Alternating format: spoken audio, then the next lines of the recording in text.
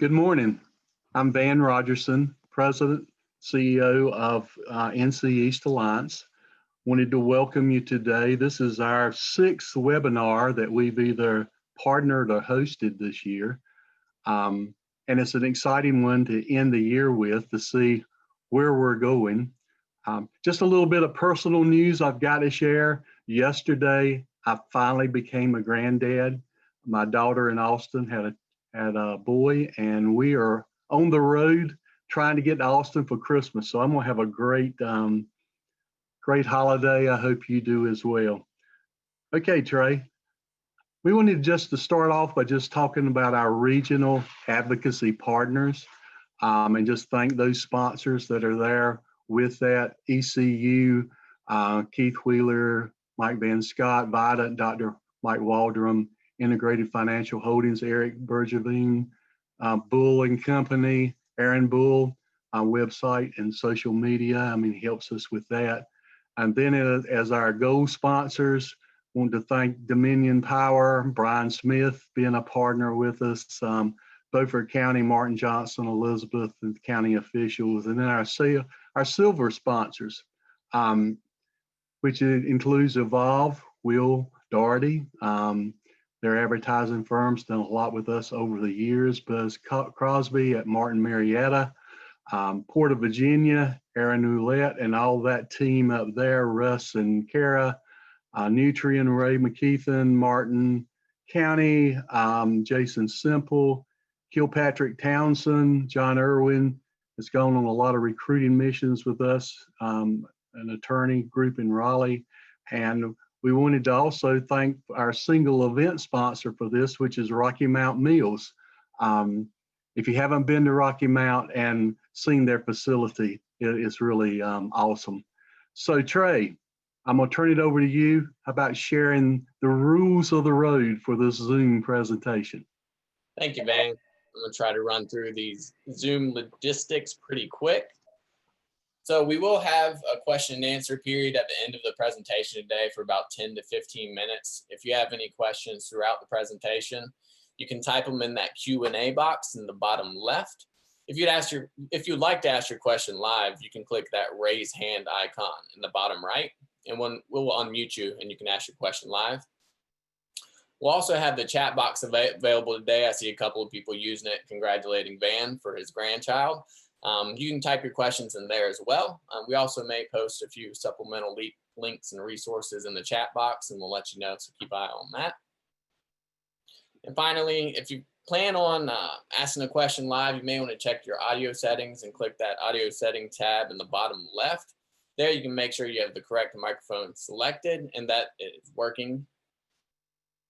If you'd like to change the size of your screen throughout the webinar today, you can hit that View Options tab in the upper middle and change the size of your screen. You can also click those 4 arrows in the top right and enter and exit full screen mode as needed. And I believe that covers everything. So now I'm going to introduce our speaker today, Laura Ullrich, who is a regional economist from the Federal Reserve Bank of Richmond. Laura, if you're ready, you can share your screen and take it away. All right, thanks so much, Trey and Van. I am going to share my screen here and get started. I am going to go through a lot of information this morning because there's a lot to share. It's probably not surprising. There's a lot going on in the world right now of economics, but we'll have time for question and answer, a Q&A session as we get to the end. So do feel free to ask questions, and I'll also be providing this presentation afterwards for them to share with you so that you can have it. As Trey said, I'm the regional economist for both North and South Carolina for the Federal Reserve Bank of Richmond. During normal times, I'm based out of Charlotte, but since March, I've been at my home in Rock Hill, South Carolina. I'm really happy to be here today to do both a national economic update and a regional economic update. And I do need to tell you right from the start that the views I'm going to express today are mine and mine alone, and they don't represent an official position of the Federal Reserve Bank of Richmond or the Federal Reserve System. All right, so let's start from a national perspective. Where were we before COVID, which in some ways seems like forever ago, and in some ways seems like just yesterday.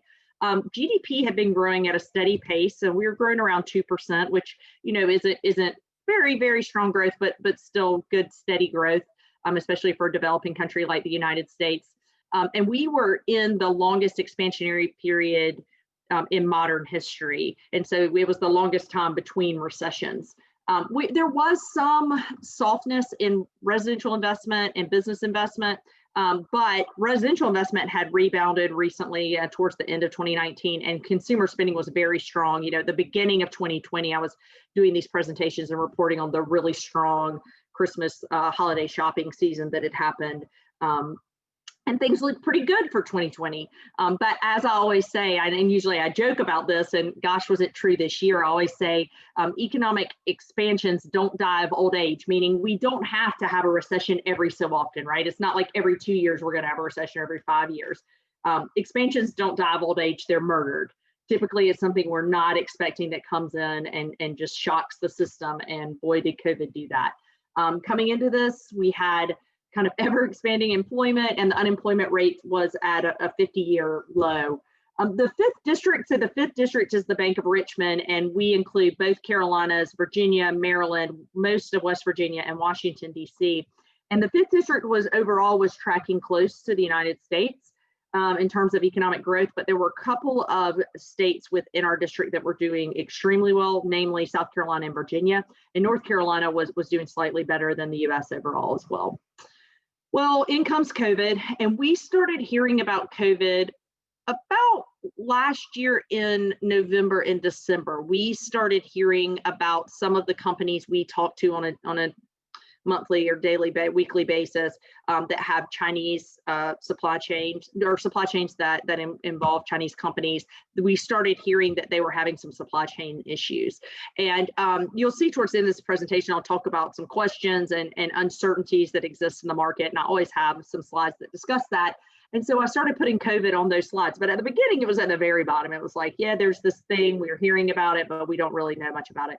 And then I felt like every week it was moving up in terms of how serious it was. And then, of course, in March, everything became extremely serious, and we had you know what people call the shutdown that occurred then. And so many of you still might be like me, and I haven't been into my office since Friday the 13th, March 13th, earlier this year. So where are we now? So in the US this year, we have seen the largest decline in GDP in one quarter and the largest increase in GDP in one quarter since the Great Depression. And that's the same with employment. So we saw a tremendous decrease, and I'm going to show you all these pictures, and then just a tremendous increase as well. But real GDP, and you know, GDP, if you remember from Econ 101, is everything that's produced within a country in a year, essentially. We're still about 3.5% below where we were at the end of 2019. So even though we have had a rebound, we're still not back to where we were. Employment is even less positive than that. So we lost more than 22 million jobs in the United States in March and April. This is a number that is absolutely staggering. We've never seen anything like this.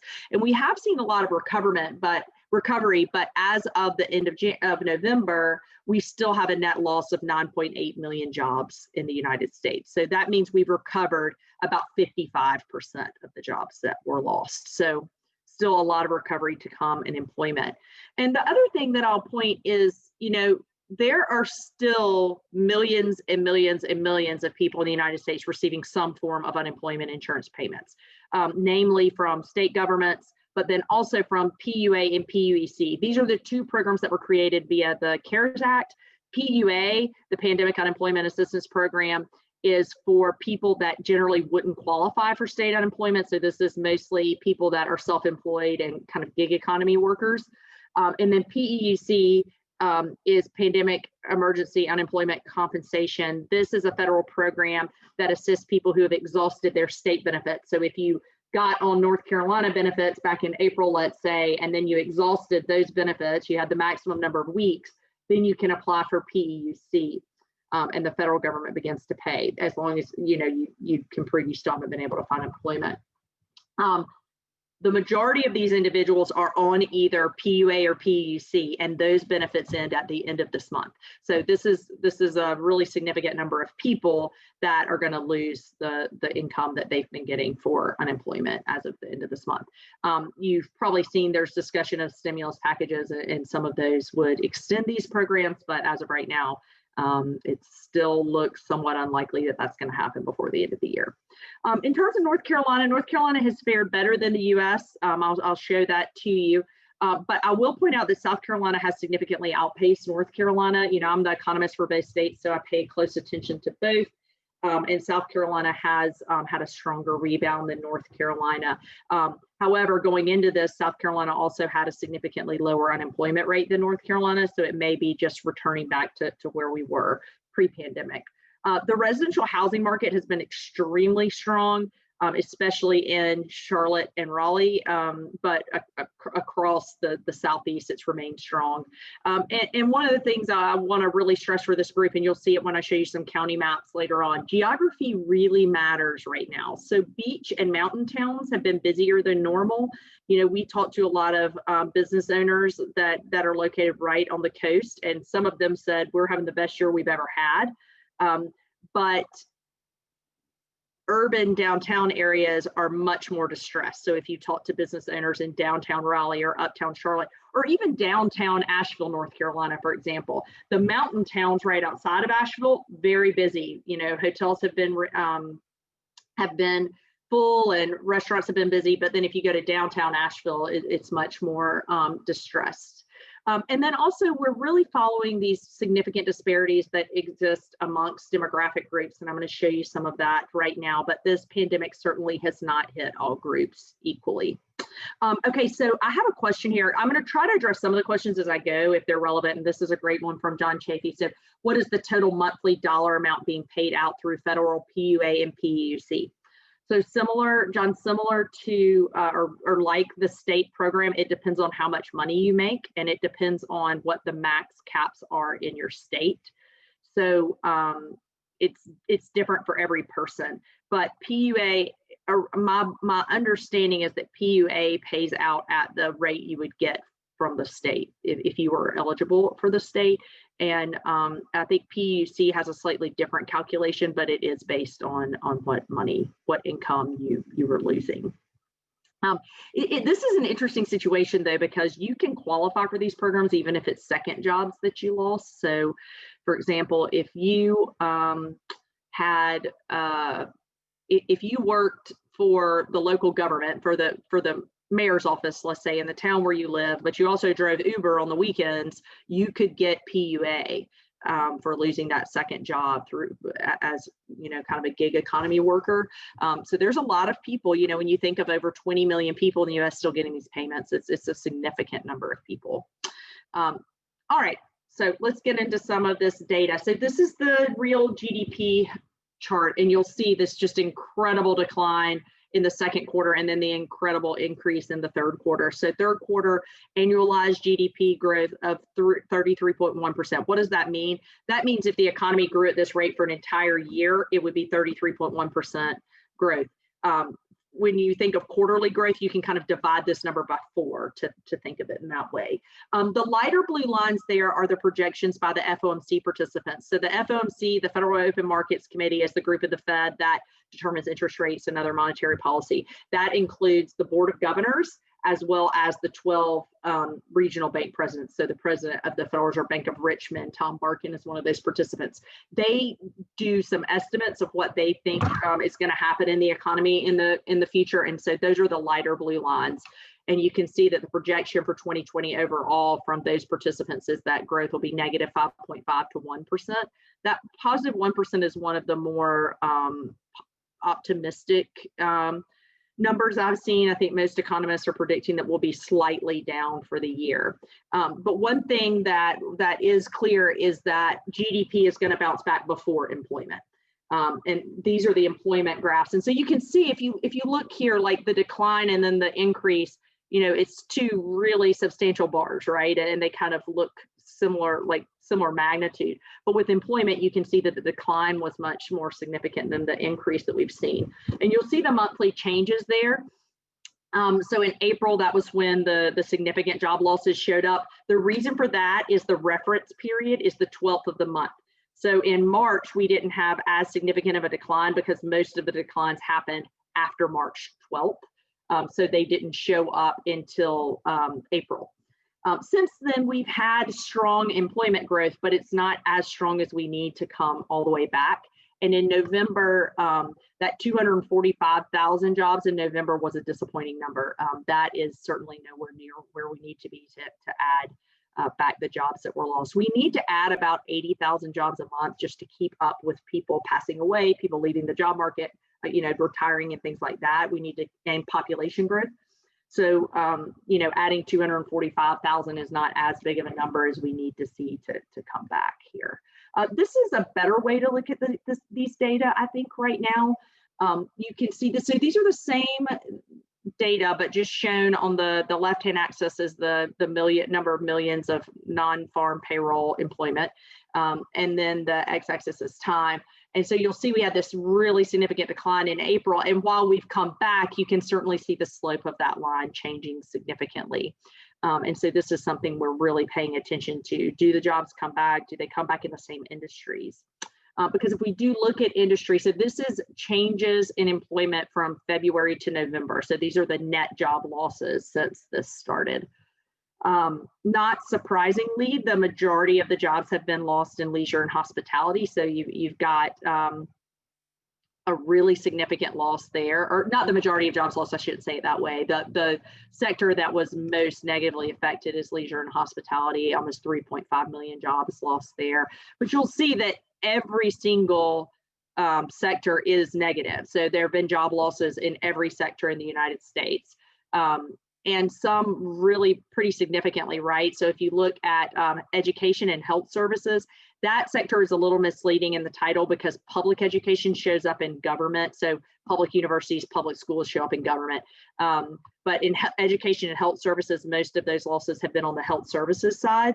And obviously you're not seeing ICU nurses being laid off right now, but we did see a lot of job losses in medical industries that are more elective. So things like dermatology and plastic surgery and even dental, dentist offices had to close for a period of time. So there have been losses there. On the government side, most of the losses on the government side have been in state and local governments, not in the federal government. And that's probably pretty obvious, but if you think about a lot of the local government services, there's certain things that, if you think about parks and recreation or some of the programming that state and local governments typically do, it hasn't occurred in 2020. This shows the comeback, kind of the job loss and comeback in each sector. And so what this shows is that brown dotted line at the bottom is leisure and hospitality. And this graph or this chart does a good job at showing how significant those losses are and also how significant the gains are. So the biggest gains have come from the places where we had the biggest losses. But this also does show that everybody's below that 0% line, right? So negative growth everywhere.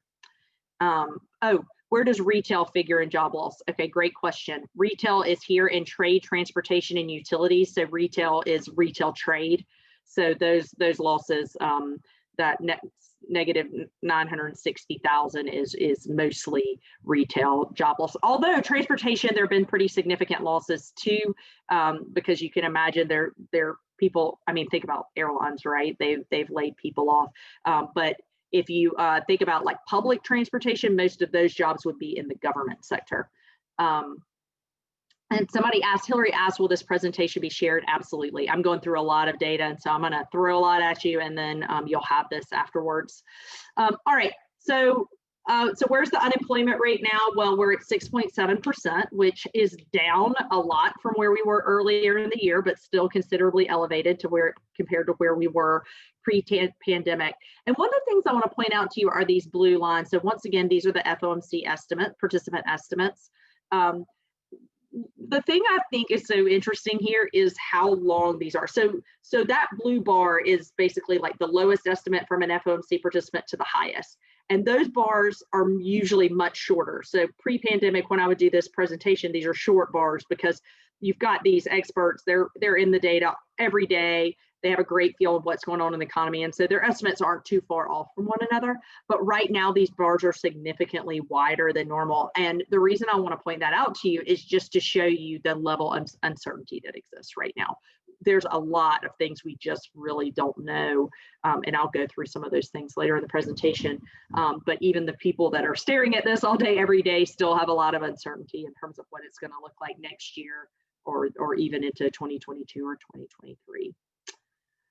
Home sales, as I mentioned, have been extremely strong this year. The dark blue line is existing home sales and the lighter blue is new home sales. And you'll see existing home sales have just gone through the roof since May. We had this initial decline when the pandemic hit, pretty obvious, like you didn't want somebody in your house. Maybe you had your house on the market, you pull it off because you don't want to be showing your house, or you would have put it on the market, but you decided not to because of the pandemic.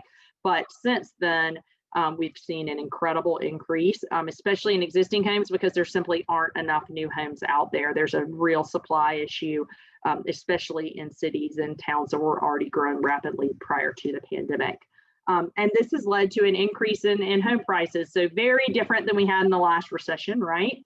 In this recession, house prices went up, and it's because demand has outpaced supply.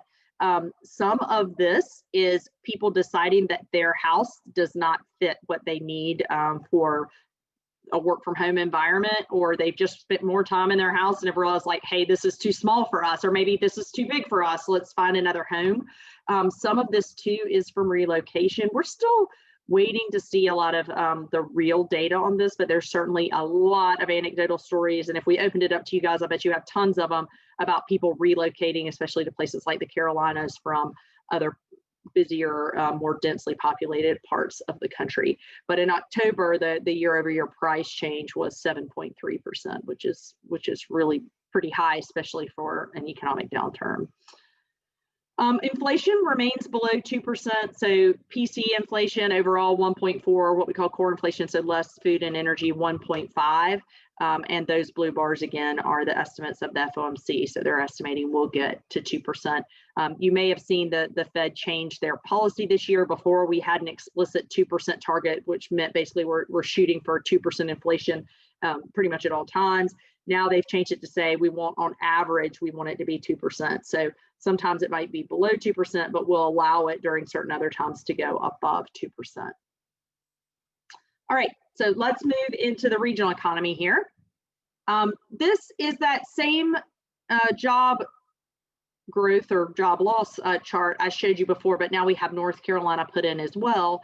And you can see that as of October, and the reason this is October and not November is actually the new numbers for the states come out today. They actually come out in 7 minutes. So I may look at that at the end of the presentation to give you the new numbers. But North Carolina, as of the end of October, the U.S. had seen a 6.1% decline in total employment compared to October 2019. This is year-over-year change. And in North Carolina, it was only 5.2%. So North Carolina was doing slightly better. South Carolina, I will say, was 3.6%. So remember I said at the beginning that South Carolina had been outpacing North Carolina a bit. This is an example of that. I did want to show you the disparities that exist across income groups. And there are disparities, like if we look at gender, race, income, disparities are existing in kind of all of these different demographic groups. These data are from a group called Opportunity Insights. And you might be interested, and Trey, maybe you can put this in the chat.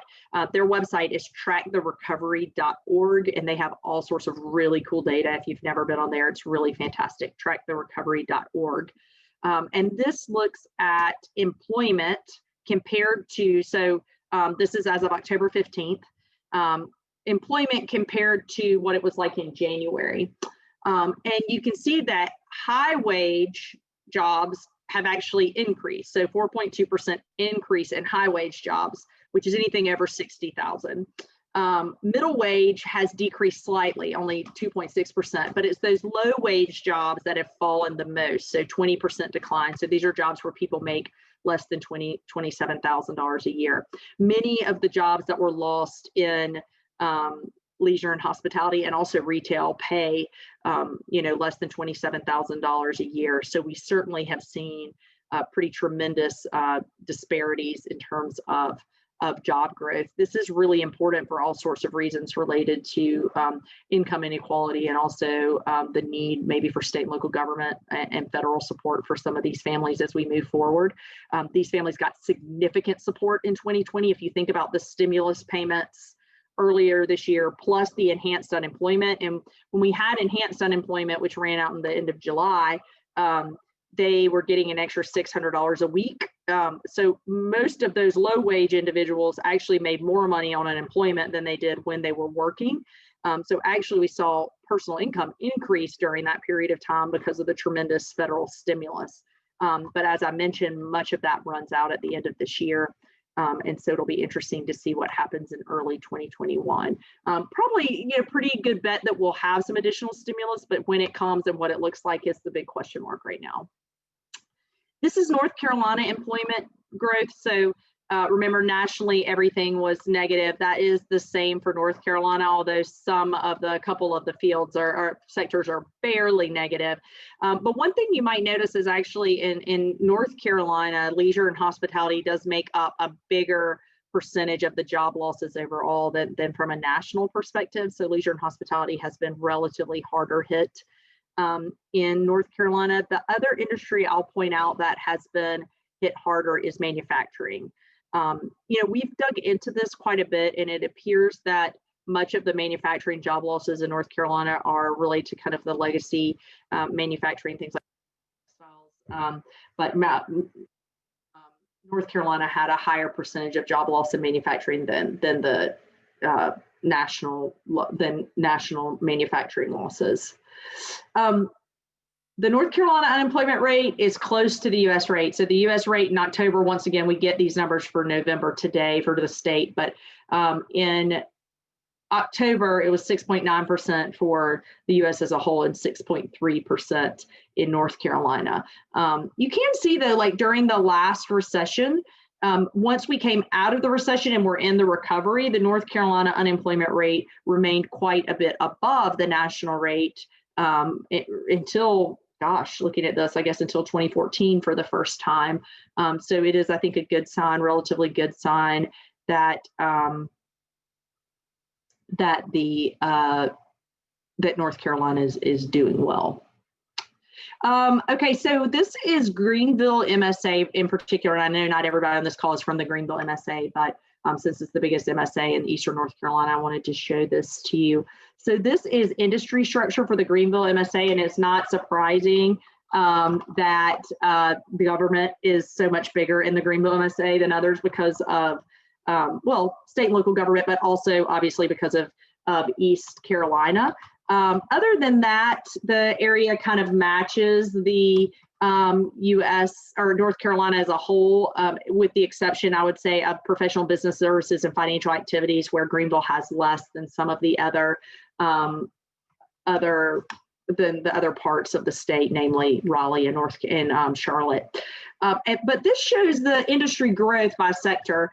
And one thing that I do think is really interesting is that in Greenville, there has been some positive growth. So in North Carolina, it's almost all negative, but in Greenville, you've seen positive growth in trade, transportation, and utilities. That is mostly going to be driven by retail. Maybe some utility growth there too for that MSA. And then also in health and education, which, remember, for health and education, that's one of the sectors that's been hit the hardest nationally. But in Greenville, it's actually grown. So that's quite interesting, I think. These are percentage changes. One thing you will see is that leisure and hospitality in Greenville has been hit harder than the state as a whole. This isn't too surprising to me, especially because of the university and the students not being there in the same way as they normally are. That's not too surprising, but there are some significant differences. And some, John said here, I can't remember the source, but Greenville MSA was one of those cities that was among the top 10 cities for increased population during COVID. This is really interesting. There are places that are growing. We are trying, like I said, we are trying to figure out if that growth is Is it long-term growth? Is it short-term growth rate? Is it people who are relocating until this is over and then they're gonna go back? Is it people buying second homes? Is it people coming from places like Raleigh or Charlotte and relocating to Greenville? Or is it people coming from Buffalo, New York and Chicago, Illinois? We are hearing tons, like I said, of anecdotal stories of those longer distance relocations, but we don't have a whole lot of data at this point. This is one of my favorite charts, and I know this is busy because I included all the counties I thought would have people on the call today. But this is a short and long-term perspective view of employment growth. So the x-axis is year-over-year employment change. The y-axis for 1 year, and the y-axis is 10 years. So this gives us a quadrant. If you look up here in the top right quadrant, these are the counties that have seen both short and long-term growth overall. The fact that North Carolina even has any counties in this quadrant is pretty amazing right now because of what's gone on with employment loss this year. In many states, there would be no counties here, okay? Most states right now would have almost everything on these left-hand side quadrants, which are places that have been growing, but this year's been really rough, or places where it's shrinking both short and long term. But you can see that there are a lot of counties in Eastern North Carolina that have seen both short and longer term employment loss. And this probably isn't a huge surprise for those of you that live in some of these counties, although some of them might be a surprise to you. The size of the bubble is the size of the employment. So Pitt County has more employment, obviously, than Washington County, right? So the size of the bubble is the size of the employment in the county. So as we come out of this, we would expect to see more counties move back in. You know, a county like Pitt, we would expect to see it move back into the right-hand upper side quadrant over time. But some of these others that have struggled both kind of short-term and long-term, it's going to be very difficult for these to come out of this, right? Because they were struggling kind of pre-pandemic, and then the pandemic just kind of layered on difficulties. Specifically, let's look at a map. I love a county map. So I'll put this together, and this shows peak to trough. So this is from February to April. So before pandemic to where April, which was the worst job loss. And the lighter the color, the more significant the job loss was. So Pitt and Wayne had the worst job losses as a percent of total employment in Eastern North Carolina. And then some of the more coastal regions, it was a little not as bad. Lenore did well compared to some of the other counties. So that's peak to trough. This next one shows the recovery since then, so trough to October. And if you look there, the way you look at this is the darker the color, the lower the percentage of jobs regained. This is where I was saying geography really matters. If the coastal counties have done better in terms of regaining jobs, it makes sense that right away they had the worst time, right? Because so much of their economy or had a hard time because so much of their economy is leisure and hospitality.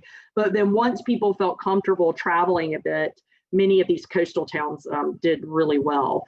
And Lenore has added back more than 100% of the jobs that were lost. So the counties there in the lightest aqua, I guess you would call it, color, those actually now have more jobs than they had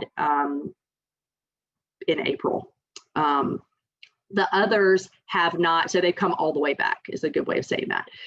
The darker the blue, the fewer jobs they've added back.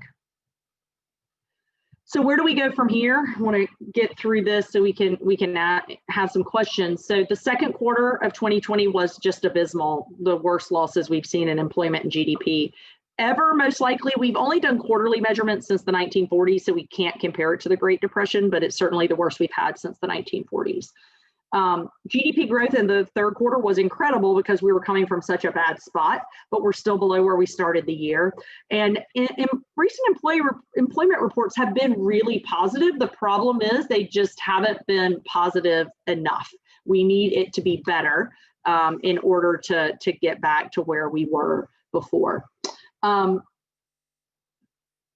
While unemployment rates have fallen considerably, labor force participation, so that's the percentage of people that could work that are either working or looking for jobs, remains far below what it was in March. I'm going to show you that in just a second. And then with respect to employment, like I mentioned, all these different demographic groups are really struggling. Women, minorities, the young, and the less educated and lower income have all fared much worse. We've made tremendous gains with these different demographic groups over the past few years during the expansion. And so there's concern that many of those gains have now been erased. And I'll show you that in a graph as well in terms of Black labor force participation rate. South Carolina and North Carolina, I included South Carolina there too because it's the other state I look at all day, every day. We are not currently representative of the country as a whole right now. I mean, I caution people all the time, you know, if I were the regional economist for Ohio or New York or Illinois, this presentation would look way different. Okay, we're in a part of the country that has been growing rapidly, will continue to grow rapidly. People want to be in the Carolinas, right? And I'll show you a graph in a minute that'll, I think, show that we're going to grow even more from people moving in from other states. So we just have to remember that we're not representative. And so even when we feel like things are going well here, it may not be going well somewhere else. And so let's go over some of these unknowns going forward. And the first one is the virus. I mean, I moved to Rock Hill, South Carolina 13 years ago from Knoxville, Tennessee, and look at Tennessee on this map. Tennessee has the highest COVID rates in the world right now. It's really tremendously bad in Tennessee right now. And what we've seen is as it's getting colder in different places, it's getting worse because people are spending more time indoors and it is transmitted more there. So if we look, these numbers were pulled on the 16th, so 2 days ago. Total number of cases over the past 14 days, up 28%, deaths up 60%, hospitalizations up 17%, right? Let's look at the Carolinas. For North Carolina, the 14-day change in cases is up 71%. Look at South Carolina, up 110%. Okay, this is really scary, right? And so one of the things we're seeing is that people are changing their behaviors based on these data. So people are changing how comfortable with going out and doing things and being mobile. I saw a comment come through, and I do want to mention this. So, Jason, great point. North Carolina is growing rapidly, but there's a significant number of rural counties that are losing population. Absolutely true. And you know, this is an issue. And actually, every year, the Federal Reserve Bank of Richmond, we hold a rural conference, and we'll make sure Trey and Van get that information so they can share it with you this next year. So maybe some of you can attend. It was supposed to be in Greenville this past year. We were super excited about it. We had to hold it virtually, but that's why we focus so much on rural issues, because there are certainly places, and it shows in that quadrant I put up there, right? Those bubbles, those places that have lost jobs, not just this year, but they've been losing jobs for 30, 40 years, some of them. And so worrying about a shrinking tax base even before this stuff is happening, right? You got a shrinking tax base, and now you've got to spend all this money on COVID supplies and support for people in the local community. It's just really a struggle. So you're absolutely right. Things can look much different from a state perspective or a national perspective than they do from a local perspective. And certainly you can have growth look much different in a place like Raleigh than in a small rural county. And so that's something I'm going to talk about that though in a minute. And I think there is some bright spots on the horizon there. So people are changing their behavior about how comfortable they feel going and doing things, and they don't necessarily need the government to tell them to change their behavior. And I'll show you a couple of data points on this. So this is a survey that was done by a group called Morning Consult, and they asked people, when would you feel comfortable returning to normal activity? And this was done a month ago.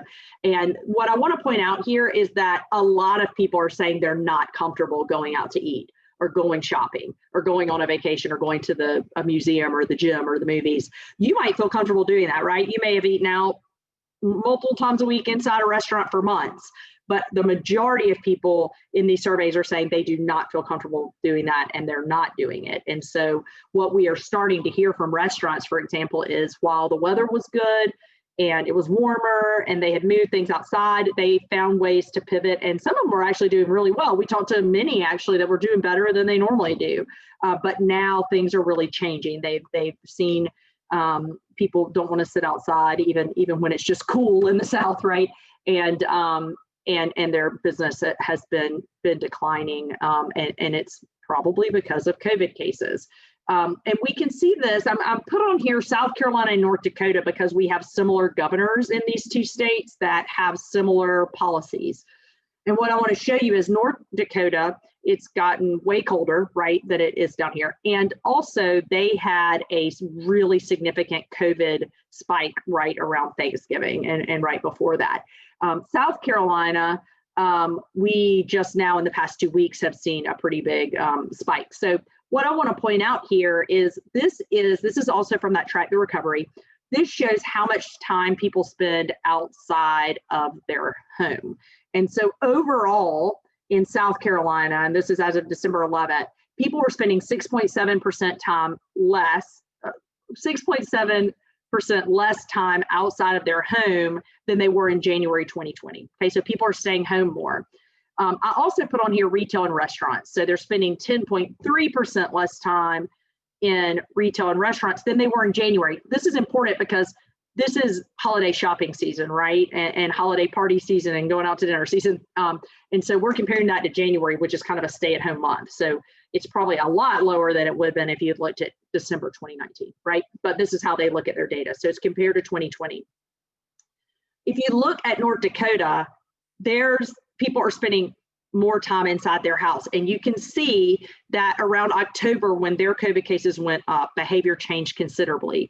And none of this had to do with the governor saying you have to stay home, because that never happened, okay? So this is entirely people changing their behavior independent of government shutdowns. So obviously we have some governors, the North Carolina governor is one of them, that have had policies that are a little more strict, but I just want to point out that the data show us that increased COVID cases are leading to behavioral changes independent of what governments are saying. So that's kind of a number two is like, how soon are people going to feel comfortable doing all of these things? We just don't know. Is it until, I've been so excited the past couple of days because I've seen on Facebook and Instagram and Twitter, some of my friends that work in healthcare getting the vaccine. How quickly are we going to be able to get it? Those of us that want to get it, how quickly will enough people have it to where we can get to some level where transmission isn't as high? We just don't know, right? I mean, I've seen some estimates of July, June. I've seen some saying, well, maybe it's a little sooner. So just lots of uncertainty. The third place where there's a lot of uncertainty is how quickly will labor force participation recover? Labor force participation, again, is the percentage of people who could be working who choose to either work or look for work, okay? So to either be employed or unemployed. So this doesn't count stay-at-home moms or dads, people who are retired, people who are just lazy and somebody supporting them, who knows.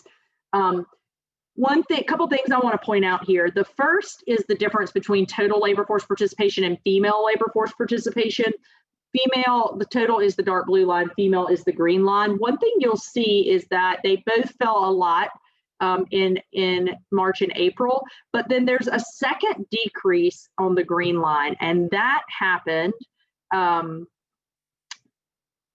when school should have gone back into session. So we believe that some of this is due to people having to take care of their kids in their homes, or having to facilitate e-learning. I was telling Van and Trey before we started, I have 3 boys. They're in the house with me right now with huge threats to be quiet during this hour, but it's been really challenging, right? So it makes sense that some people would leave the labor force. Does this just pop back up once kids can go back to school normally? Who knows? The other thing I'll point out that I think is really interesting is the dark blue gap compared to the light blue.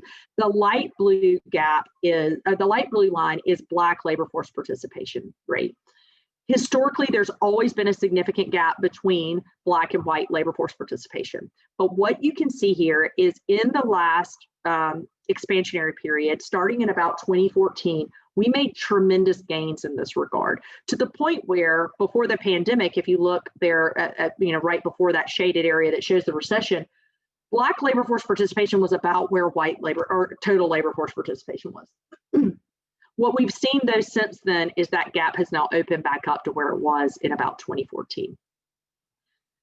Now, question is this because people were, Black Americans were more likely to be working in the sectors that were hardest hit? They were, but is that why they left the labor force?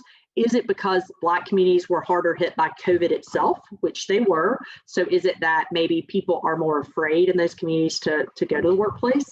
Or is this that we just lost a bunch of gains? Is this loss more permanent? I think this is something to really pay attention to as we move forward, because obviously for economies to grow like we want them to grow, we need people of all races, and certainly both male and female, to be eager to be a part of the labor force. And then unknown 4 is really what are the longer run impacts. This is from the CFO survey that we do in conjunction with the Atlanta Fed and Duke University. And we asked CFOs, when do you expect to be back to where you were pre-COVID? And they're telling us, a lot of them are saying 2022 or later. So, they're not expecting to just bounce right back in 2021. This is what I said, when I said I thought there was a bright spot that might be happening for more rural communities. We also asked them, when do you expect to go back to the same level of remote work as you had before? So in other words, when do you expect to bring everybody back to the office? 42% said never. We're not likely to ever do it. Now, this does not mean they plan to be like Twitter and say everybody can work remote forever. What it does mean, though, is they're very likely to have much more flexible work from home requirements or rules, and that they may have decided that whole units, like I've talked to companies that have call centers that have said, we've realized there's no reason to pay for real estate for a call center. People are just as productive at home. So it might be they decide to just keep their whole call center home. I think this is a likely bright spot for a lot of rural counties across both North and South Carolina, because if people can live wherever they want and still work the type of job they want to, you absolutely are going to see migration to more rural communities, because there's a lot of people who would love to live on, a larger piece of land or have a couple horses or whatever, that aren't able to do it because they also want to make the kind of income that could support that lifestyle. So this will allow them to do that. And actually, I'm already seeing this in some of the businesses I've talked to, where people are like, yeah, I still work for this company, but I just bought a house in the Outer Banks, or I've decided I'm going to move to Black Mountain, North Carolina, because it's just the place I want to be. But I do think it's going to be a considerable amount of time until we get employment back, until we get travel back to where it is normally, and some other things. Yeah, Jason's point about rural communities with accessible, affordable, high-speed broadband win, those who don't lose, absolutely. I am hopeful that if we do see some of these migration patterns, that maybe the federal government will come in and really help with some of this. I'm hopeful on both brick and mortar infrastructure and also broadband infrastructure, maybe as we go forward. I think this could be a moment where we see a pretty sizable migration of people. That's just my own personal view. We'll see what happens, but I'm hearing about it enough to where I believe it may be happening. And just having my own conversations, in my own family with my husband, saying like, if we're both remote, where would we want to work? What would we want to do? But you're right, broadband is a huge part of that. So additional uncertainties, I already mentioned, when can we get the vaccine? Do people take it? Is it efficiently distributed? What stimulus will come? I think there will be additional stimulus. It looks like anyway, but when does that happen? If it doesn't happen by the end of the year, what happens to these millions of people that will no longer get unemployment payments? Other policy changes related to the new administration infrastructure package is one of them that's top of mind for me. Obviously, when will schools be able to reopen and in a full way and be more normal? we talked about migration from densely populated areas. The recovery being evenly shared and these longer term consequences are really concerning to me as an economist. Are the longer term consequences that we're going to have more inequality, higher unemployment? Are we never going to see restaurants go back to have the same number of employees they had before? Because, I'm talking to a lot that are saying we figured out how to be really efficient through this. We're using more technology. We really don't need the number of people we had before.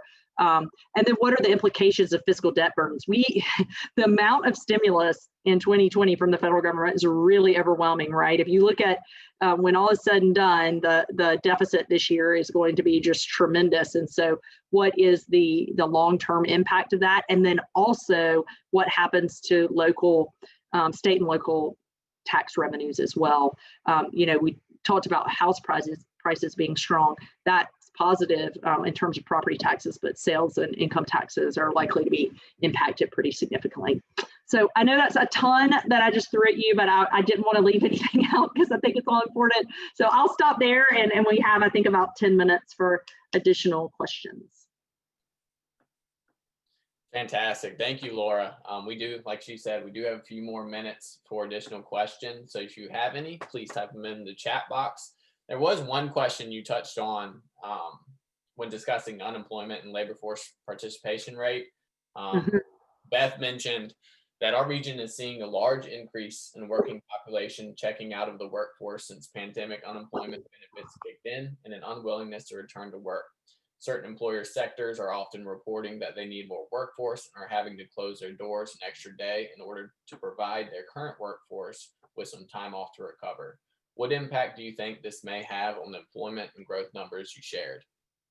Yeah, I think this is a really good point, Beth. I think the unemployment benefits earlier this year were really generous, and they were generous by design, right? Because the goal was basically to keep people at home and keep them out of their places of employment for a period of time. Whether they were overly generous could be a totally separate discussion, but they were very generous. So there were a lot of people that were making more money on unemployment than they were working.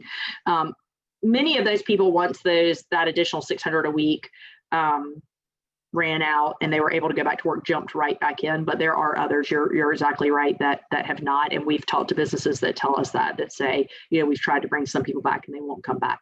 I think the question is, why won't they come back? Because while there's been some other enhanced unemployment benefits, still mostly now people are making less money and in some cases significantly less money on unemployment than they do while working. So what is it that would keep you then out of the workforce or labor force from August until now? Is it fear of the virus itself? I think there's some of that. Is it, well, if I can even get part of what I got from the government, I'm just not going to work? Probably some of that. It's impossible for us to really know, given the data that we have right now. There'll be more significant research at some point, but I think your point is very well made. If more people wanted to be in the labor force right now, we would see those labor force numbers, participation rate higher, right? And we are hearing from some companies that it's hard to get people. So absolutely. So let's start. We got a lot of questions coming in. Let's start at good. Kenneth says, Dr. Ullrich, what do you anticipate for employment recovery with respect to manufacturing? Yeah, so I think this is really interesting. So North Carolina has lost, and actually while I'm here, I'm going to pull up the numbers for this month because I should have them in my inbox now. North Carolina has lost a significant amount of jobs in manufacturing, but South Carolina has actually gained jobs. But if you look at the industries, and this answers another question that came on here, if you look at the industries where manufacturing industries in the two states, they're actually quite different. They have some things in common, textiles being one of them, but they're quite different in some other ways. The biggest way is that South Carolina has a very significant automobile manufacturing part tilt to the sector. So there are multiple actual plants, BMW, Volvo, Mercedes, in South Carolina. North Carolina doesn't have any automobile plants. North Carolina has auto parts manufacturers, but South Carolina has more.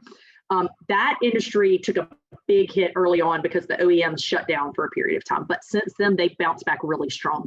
And actually demand for cars and trucks has been high and is somewhat outpaced supply. Some of the, and I mentioned legacy manufacturing. So, older plants, they tend to make some of the be manufacturers that have been in North Carolina for a long time. So while South Carolina relies more on what we call advanced manufacturing, so higher tech manufacturing, North Carolina does have a stronger emphasis in terms of the percentage on these older manufacturing, older plants. And so I think that is where the difference lies. Longer term, I think there's a lot of questions there. Do these places open right back up? It doesn't look like some of them are, right? And there are some industries, like I saw there was a Linux, the Linux plant closed to manufacturing. It was the last, I think, China manufacturing, bone China manufacturing plant in the United States, and it closed. Is that something that comes back? I mean, are people even buying that? Do millennials and below, do they even care about getting fine China? When I got married, I got a ton of fine China. I think I've used it twice ever. So is that just an industry that's not going to come back? It might not, right? There are going to be some permanent changes that happen through this. So I think a lot of it is going to be very, very kind of subsector dependent. But overall, I think there's a lot of positive things about doing business in the Carolinas in general. Location, being able to get, the access to interstates and being able to get things all over the country. There's some real positives here. So, I'm honestly kind of surprised. So if I look at the data as of November now, because manufacturing's gained back some other jobs. So manufacturing in North Carolina is down right at 36,000 jobs. That's a 7.5% decline. The US manufacturing is down 4.8%. So that's a big difference, right? South Carolina manufacturing is up 0.3%, up 700 jobs. But a big difference there. Virginia manufacturing is down 15,500 jobs. So that's 6.3%. So Virginia is similar to North Carolina. Another question this is from Dennis Trax. Do you see the increased use of e-commerce impacting rural North Carolina? Yes, I think that this is going to be one of the biggest permanent shifts is e-commerce. I think once people get used to just ordering certain things online, or I actually had switched to online grocery delivery several years ago and do that now. You used to not be able to get stuff like that in rural places at all. But now some of that is moving into rural places because these companies were able to, the growth they were seeing was accelerated so much in 2020 that they're able to move into more rural areas that they weren't expecting to be into. So it's easier to get access to some of these things in rural parts of the country now. So I do think it will have an impact on rural parts of the state. And just the Amazon phenomenon is real, right? Like I saw a meme the other day that was like, I get so many packages every day, I don't even know what I ordered. And I kind of feel like that right now because I haven't wanted to go into retail spaces to shop for this Christmas. So some of that, once you get in the habit of purchasing things via e-commerce, it's likely that those patterns will be more permanent. Hopefully, local businesses can find ways to leverage this, right? So instead of people buying groceries through Amazon that come from who knows where, hopefully local grocery stores can figure out ways to make it where people can buy online and then have it delivered. And same thing, you're seeing that too with all the restaurant delivery companies and things like that. Some of them are national, but then there's also some rural communities where small companies have been set up that do that same service. Yeah, we've seen a lot of people from local small businesses and trying to. Another question from Tony Corey. What is the forecast for direct foreign investment in both North Carolina and the nation as a whole? Yeah, this year has been really hard in terms of foreign direct investment because it's difficult for foreign people haven't been able to get here, right? So I was actually talking to a German company the other day, and they were supposed to have this major expansion in 2020, and they still need to do it. But in order to do it, they have to have their colleagues from Germany come and see it and approve it and do some training, and they haven't been able to do it because it's just literally impossible for them to come visit. So I think this year has been tough. That should mean that there's some pent-up demand as soon as things do open back up. So I would expect to see, at least in the short run, I would expect to see a pretty significant bounce because there are certainly companies that are eager to do investments that they thought they were going to be able to do in 2020, either in 2021 or 2022. North Carolina, as I mentioned before, because of the access to ports and interstates and just where we're located in the country makes it a really attractive place. I do think that from the state perspective, trying to recruit some of these companies, this is another way in which North Carolina and South Carolina are a bit different. South Carolina has a lot of foreign manufacturing companies that have either U.S. headquarters in South Carolina or a significant presence in South Carolina. So that might be a way for manufacturing to really see some improvement too. So we still have a lot of questions. So if you want to take a couple more minutes to Yeah, it's answer, fine. we'll try to get to as many as we can. This is from Bruce. What are ways to measure the number of remote workers, especially in rural areas? So this is really hard. And as a matter of fact, I have some questions I've put into the federal government about how they measure things, because when we get these payroll employment numbers, they're establishment surveys, which means they survey the company. And so my question is, if somebody works for Goldman Sachs in New York City, but they have relocated to Dare County, North Carolina, are they counted in Dare County, North Carolina, or are they counted in New York City? I do not know the clear answer to that yet. I think there's some gray areas where they probably try to account for it, but then do companies really know where people are? I don't know. So I'm actually looking into that myself because I'm super interested in this. And I'm sure people on this call have been hearing more and more stories about people being remote workers where they are. It certainly counts in the population numbers. It certainly counts in the real estate, home purchasing, and all of that. So it may be that we see those numbers change faster than we actually see the employment numbers change. But I am actually personally, I had a call yesterday with somebody because I'm like, I want to know the exact way it's measured, because I'm curious about that too. I actually own a place in the mountains not far from Asheville, and we've known Asheville, North Carolina, we've seen a tremendous increase in home prices. They're like tremendous increase. And a lot of the people I've talked to in the neighborhood are like, oh yeah, we lived in New York and we just moved here, or we're lived in Chicago, but now we're working remote. So I'm curious about that as well. Let's go to Lindsay, who asked, she missed a question earlier. You mentioned manufacturing was down in Eastern North Carolina and you identified the specific industry, but the audio went out. Was the main manufacturing industry in ENC that drove the decrease? So I can't see, we do not have industry detail at that level by county, so I can't see it at that level, but at the state level, it was more durable goods manufacturing, which is stuff that is supposed to last for 3 years or longer, sorry. But in the conversations that I've had, a lot of them do seem to be in the older plants, and a lot of the conversations I have had have been around textiles and furniture. Lower end furniture, like cheaper furniture, has done great because people have gotten stimulus checks and the enhanced unemployment, and people are like, oh, I'm going to go buy a couch. But they're not buying a $2,000 or $3,000 couch. And some of the furniture manufacturing in North Carolina, the cheaper couches aren't made in North Carolina; they're made overseas and sent to North Carolina. Most of them, they might be upholstered here, but not made here. So anyway, so the higher end durable goods manufacturers seem to be struggling. And that example of the Lennox plant is a perfect example, actually, something that's been here a long time. It's a durable good. It may be something that just doesn't have the demand that it had before. And so it may have been a plant that was going to close at some point, and COVID just accelerated it. Sounds good. Harry Swinson asks, I'm curious about your thoughts regarding entrepreneurship and small businesses. So many seem like they are going out of business. Meanwhile, many unemployed people are starting new businesses. How will that play out in the future? Yeah, so the number of businesses that are being started are actually through the roof. So if you look at the EIN numbers, the tax ID numbers you get when you start a business, those are through the roof. It's hard to know right now, is that people starting like little bitty businesses to sell masks on Etsy, or is that people starting businesses that are going to have employees in brick and mortar space? Obviously, for small business owners in these industries that have been hit the hardest, so retail, obviously leisure and hospitality, this has been a really, really hard year. And 2021 is likely to be a really, really hard year.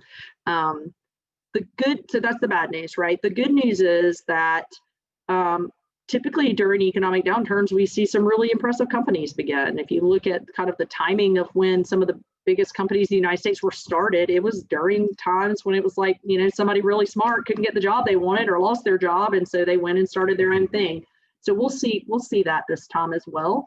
But 2020 and 2021 are going to be tough years for a lot of small business owners. I think let's do one more question. Let's go to Brent. Okay. What would job losses have been or will be without government support? Yeah. I mean, they would have been tremendously worse, right? I mean, if every day, my job is to be kind of a boots on the ground economist, talk to business leaders, talk to people like you guys, talk to government folks. Every day I'm talking to especially small business owners and higher education institutions that are saying if they had not gotten the PPP money or the CARES Act funding, they would not be able to operate in the way they're operating. So if you look at the money that came to these businesses in terms of the PPP funds and then the CARES Act grants that went to state and local governments and higher ed institutions, those were really tremendous bailouts for a lot of those organizations. And so the job losses would have been, they were already staggering. It would have been way worse. And a lot of people brought people back to get the PPP funds, to get them fully forgiven, you had to be back at your payroll numbers. And so a lot of people brought employees back that they really didn't need to bring back quite yet so that they could get that PPP money forgiven. So that's what it was for. We can always debate the amount of stimulus, whether it's too much, too little, but that's certainly what it was for, to try to stop the bleeding, right? Or at least like slow the bleeding down. And I definitely think it helped tremendously. Thank you, Laura. I apologize to those who weren't able to get to your questions, but I believe Laura would be open to you contacting her if you do have questions. We will follow up with the recorded presentation and Laura's slides. Other than that, Van, would you like to close us out? Laura, what a great presentation. Wow. Yeah. I really enjoyed that. Thank you for joining us. At NC East Alliance, our regional advocacy continues next year. We're going to continue to focus on critical issues. We need you to partner with us. That starts on January 14th, where we're going to have an I-87 work session. I-87 is Raleigh, Rocky Mount, Williamston, Elizabeth City, up to the port of Virginia, Norfolk. And we're going to hear from DOT what's been done in the various segments, what needs to be done, and then we as a region will see what we can do to try to support the continued development of that corridor. There's a lot of work to be done throughout the region. This is one of the first ones we're actually going to roll up our sleeves to get started. Trey's going to send out an invitation after this webinar. If you're interested in I-87 and seeing it move forward, please join us on the 14th. I want to wish everybody a happy holiday. Thank you for joining us. And Laura, thank you especially. Thanks for having me. I appreciate it. All right. Bye-bye, everybody.